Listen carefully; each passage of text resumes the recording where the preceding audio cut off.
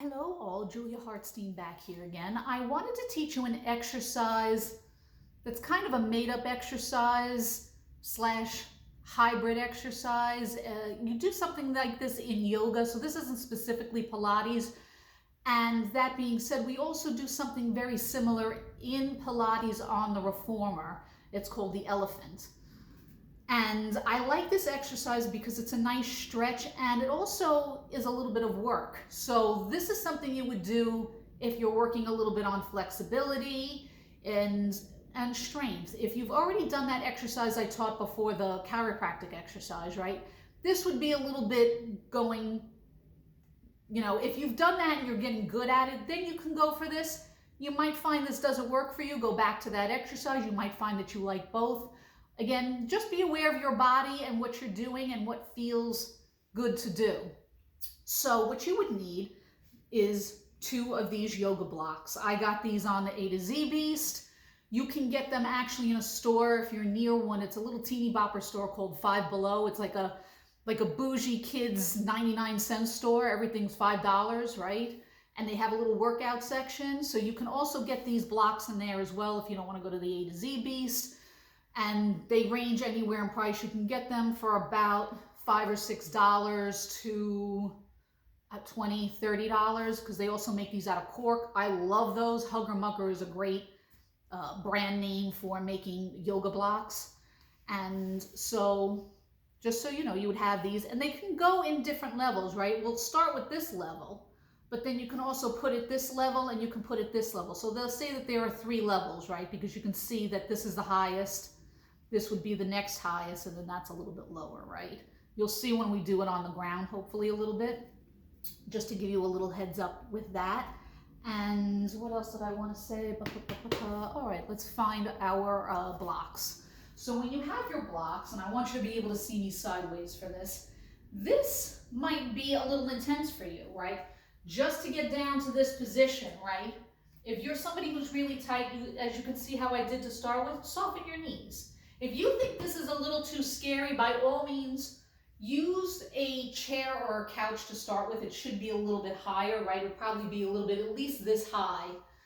Oh yeah, it would be higher than that. Probably be about that high, right? You can start there, and then you can work down to this if you'd like, because ultimately you're going to do this on the floor, not holding blocks.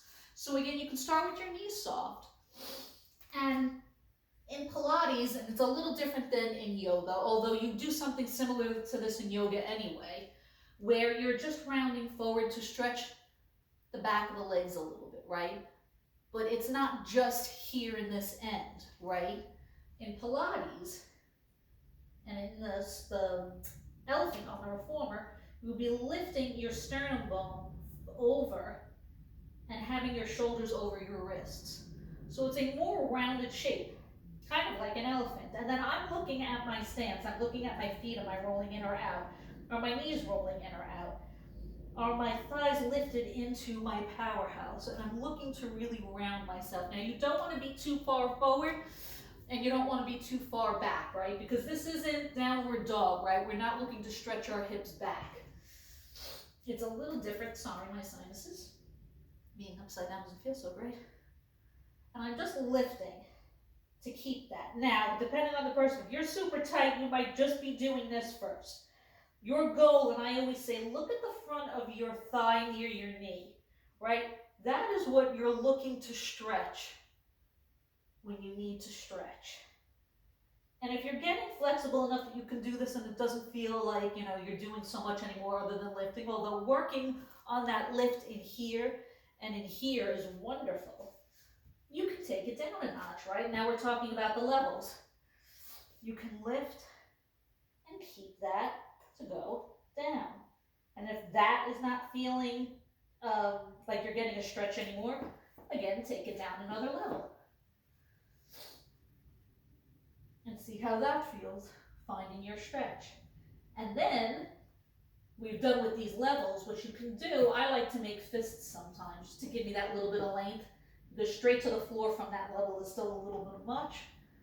You can make fists and keep feeling that lift. Now, when you get this lift up and forward over your shoulders, it's gonna feel like you're about to do a handstand. That's okay.